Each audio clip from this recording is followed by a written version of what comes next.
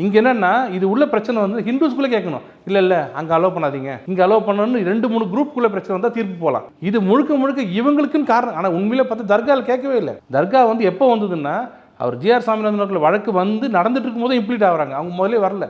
இன்னும் கேட்டிங்கன்னா டீப்பாக கேட்டிங்கன்னா 2005லையும் 1996லையுமே இதே தர்கா ஒத்துக்குச்சு. 15 மீட்டர் மட்டும் மனசை வச்சுக்கோங்க, என்ன கிட்ட வர வேண்டாம், தள்ளி போயிடுங்கன்றாங்க. அது அவங்களே ஒத்துக்கிட்டாங்க. இப்போ என்ன சொல்கிறாங்க, 20 வருஷத்துக்கு அப்புறம் நாங்கள் மிரட்டப்பட்டோம், மிரட்டி வாங்கணும்னு சொல்கிறாங்க. இது வந்து ஒரு நியாயமான காரணமாக இல்லை.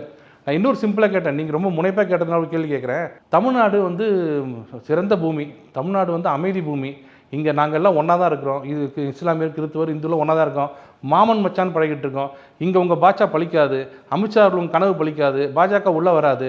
இங்கே வந்து தாமரை இதான உங்களோட கோஷம், எல்லாரோட கோஷம் தானே சொல்கிறாங்க எதிர்கட்சிகள்லாம். நல்ல பூமி தானே இது. ஏன் கலவரம் வரும்னு நீங்கள் சொல்கிறீங்க? அதில் ஏற்றுனா மத கலவரம் வரும்னு ஏன் சொல்கிறீங்க? அப்போ 2 பேர் பக்கத்தில் வச்சா மத கலவரம் வந்துருமா? அதுக்கு தான் நீங்கள் ட்ரை பண்ணுறீங்க. இல்லைங்க, நான் சொல்கிறது இல்லை, நாங்கள் ட்ரை பண்ணுறோங்க. இங்கே நாங்கள் அமைதியாக தான் இருக்கோம்.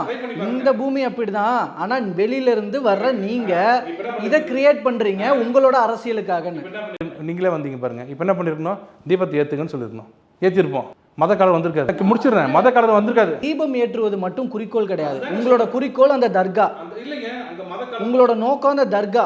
அதுதான், அதனால தான் அதை மறுக்கிறது அரசு. இப்போ இந்த இடத்துல கொஞ்சம் இடம் கொடுத்துட்டா போதும், அதுக்கப்புறம் ஃபர்தராக எல்லா ஆக்ஷன்ஸும் நடக்கும்ன்றதுனால மேபி இருக்கலாம்னு நினைக்கிறாங்களோ என்னவோ.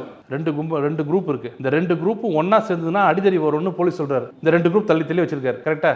இது நியாயம். இந்த 2 குரூப்பும் ஒன்றா தான் இருக்கும். இந்த 2 குரூப்புக்குள்ளே யாராலையும் சண்டை வராது அப்படின்னு எஸ்பி சொல்கிறார். நீங்கள் தலைகள் நினைச்சு 2 குரூப்புக்குள்ளே சண்டை வராதுங்க அப்படின்னு சொல்கிறவர் 2 பேர் பழக தானே ஒன்றும்.